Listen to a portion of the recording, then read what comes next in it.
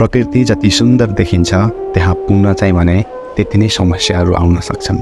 त्यहाँसम्म पुग्ने बाटो, पानी र भिर पाखाहरूले जति नै बाधा दिए पनि खै किन हो त्यो पहाडले चाहिँ हामीलाई बोलाइरहेको महसुस हुन्छ। नेपालमा प्रकृतिले उत्पन्न गरेका धेरै झरनाहरू छन्, जसमध्ये काठमाडौँदेखि नजिकै रहेको र प्राकृतिक सुन्दरताले परिपूर्ण सिम्बा झरनामा हामी पुग्यौँ।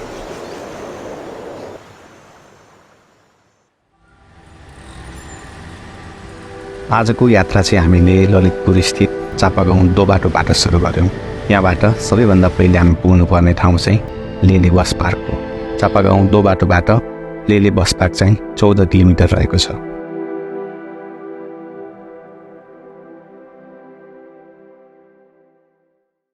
हेलो एन्ड नमस्ते सबैजनालाई। आई होप सबैजना सन्चै हुनुहुन्छ होला हैन।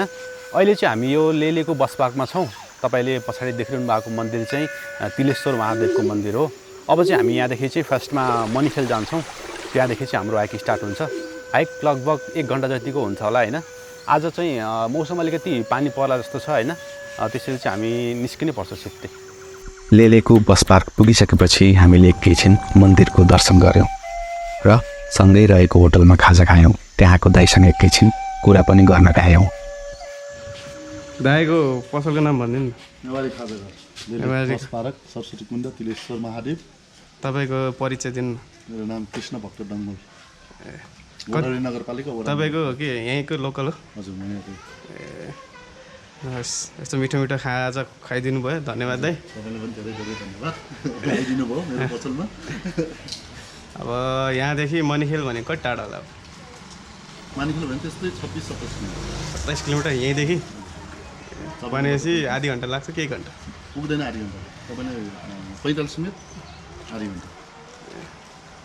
आधी घन्टा 45 मिनट भनौँ न पुग्छ। 45 देखि 1 बाटो राम्रो छ कि छैन? छैन छैन, त्यस्तो त्यहाँ जस्तो होइन। अब तपाईँ चाहिँ अब अफरोड सबै अब तपाईँ घुम्न जानुहुन्छ। ए भनेपछि अलि ढिलै हुने भयो। अब पानी पर्न लाग्छ, त्यही माथि अब फेरि बाटो ठाउँ ठाउँमा पहिरो पनि गएको होला सायद, त्यही भएर अलिकति गाह्रो होला। हामी जान्छ बिस्तारै जानु होला, राम्रोसँग जानु, राम्रोसँग फर्किनु, फर्केर भेटे जान्छन्। हस् त। लेले बस पार्कबाट अलिकति मात्रै अगाडि जाने हो भने हामीले यो बोर्ड देख्न सकिन्छ र यहाँदेखि चाहिँ हामी राइट लागेर जान्छौँ।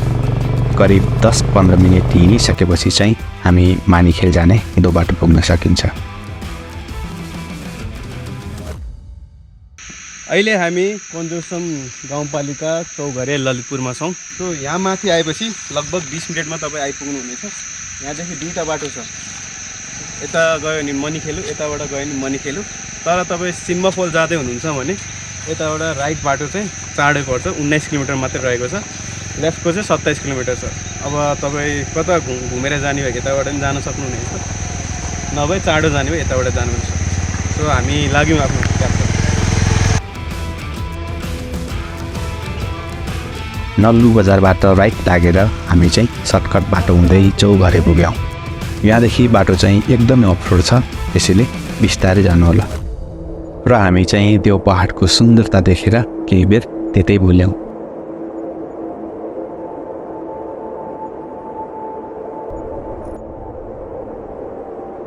वर्षाको समय सिमसिम पानी पर्न साथ हामी छिटो छिटो आफ्नो गन्तव्यतर्फ लाग्यौँ र करिब 2 घन्टाको यात्रापछि चाहिँ हामी मानिखेल पुग्यौँ।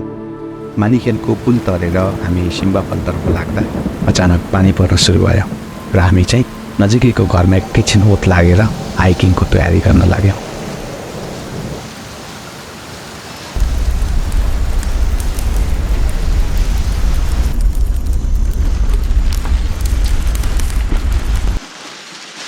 सो हाम्रो हाइकिङ अब यहाँदेखि सुरुवात हुँदैछ। पानी परेर मौसम यस्तो छ। यहाँ दाइको पहिलाको होमस्टे थियो, अहिले चाहिँ बन्द गर्नुभएको छ। खेती किसानी गर्नु पर्यो भनेर। भन्नु पऱ्यो, भ्याइएन क्या। छोरो थियो, अब छोरो पनि बाहिर गयो है। एक्लै भएपछि भ्याइएन नि। झर्ना यहाँबाट त्यहाँ हो, तर त्यो फर्स्ट झर्नामा चाहिँ जान अलि अप्ठ्यारै छ। त्यहाँ अप्ठ्यारो छ, त्यहाँ त पुग्नै छैन। हामी त जान्छौँ होइन, त बानी छैन, जान्छ। हाम्रो चाहिँ 3 तलासम्म आउन सकिन्छ। तिनवटासम्म चाहिँ जान सक्नुहुन्छ। त्यहाँ त 7वटा छ। 7वटा छ है। 7वटा छ। त्यो यहाँबाट देखिया त त्यो धेरै अग्लो छ। त्यो 50 मिटर अग्लो छ। त्यो हामी नाप्या छ त्यसलाई। त्यो धेरै अग्लो छ। त्यहाँ उद्धरी गयो भने हावाले मान्छे उठाउँछ फेरि। त्यहाँ प्रतीक्षाले केही बनाछ कि केही छैन, जान सक्ने छैन। तलतिर त्यसको मुखमा चाहिँ हाम्रो खानेपानी त्यसको मुखबाट ल्याएको छ। हामी पानी बिग्रियो भने जाने गरेको छ। जान सकिँदैन। त्यो झर्नामा त हामी नै जान सक्दैन। हाम्रो हाइकिङ अब सुरुवात भइसक्यो भनौँ। लगभग लेलेबाट यहाँ मनिखेल माङ्काल गाउँपालिका 2 मा आउन हामीलाई 2.5 घन्टा पौने 2 घन्टा होइन पौने 3 घन्टा जति लाग्यो। त्यो अलिअलि पानी परिरहेछ आज। पछाडि छन् बाँकी गाइजहरू। आज झर्ना जसरी भयो नि हेर्ने हो भनेर हामी हिँडिरहेछौँ। धेरै दुःख गऱ्यो। अघि आएको बाटो चाहिँ सर्टकट त सर्टकट, तर लास्टै अफ रोड बाटो बल्ल तल्ल आइयो। यहाँ पनि यस्तै भिरै यो बाट जानुपर्ने रहेछ। सो सिम्बा फल चाहिँ निकै अप्ठ्यारो छ आउनलाई, तर एउटा एडभेन्चर चाहिँ हुन्छ। यहाँदेखि हाइकिङ चाहिँ 30-40 मिनट जतिको छ। बाटो चाहिँ अलिकति अप्ठ्यारो छ, त्यसैले बिस्तारै जानुहोला।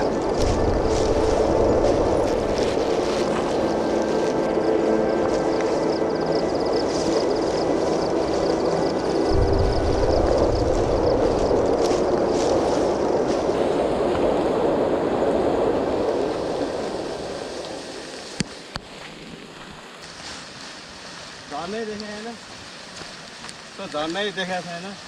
गायब कहाँ जाए? स्वर्गमा गए जस्तो भइरहेछ। हे प्रभु, हे जगन्नाथ महादेव, ये क्या हुआ? झरना देखना आया, पानी में घुस गया। तो त्यहाँ झरना अलमोस्ट अब 5-10 मिनट पुगिन्छ होला।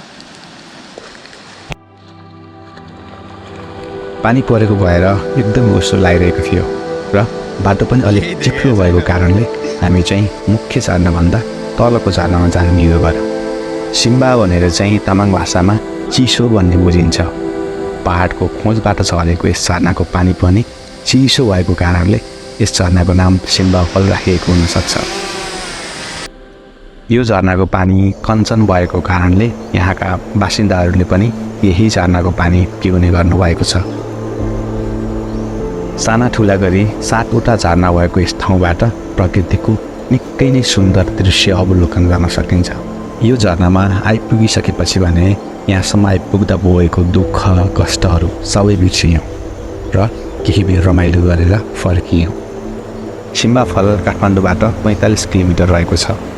हिउँदको समयमा भने यस ठाउँमा पानी कम हुने या पानी नै नहुने हुन सक्ने हुनाले तपाईँ यस ठाउँमा घुम्न जाँदै हुनुहुन्छ भने चाहिँ बर्खायाममा जानुहोला।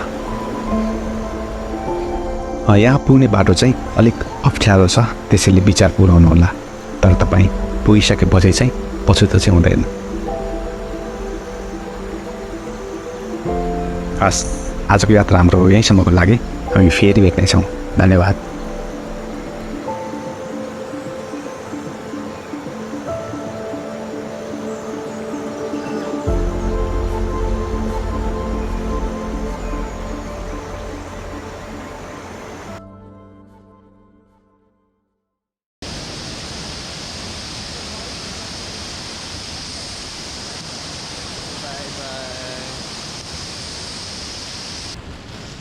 तो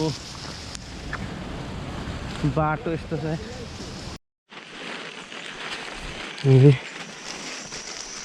झर्ना पुगेर आइसक्यौँ। दाइकोमा हेलमेटहरू राखेको थियो, त्यसले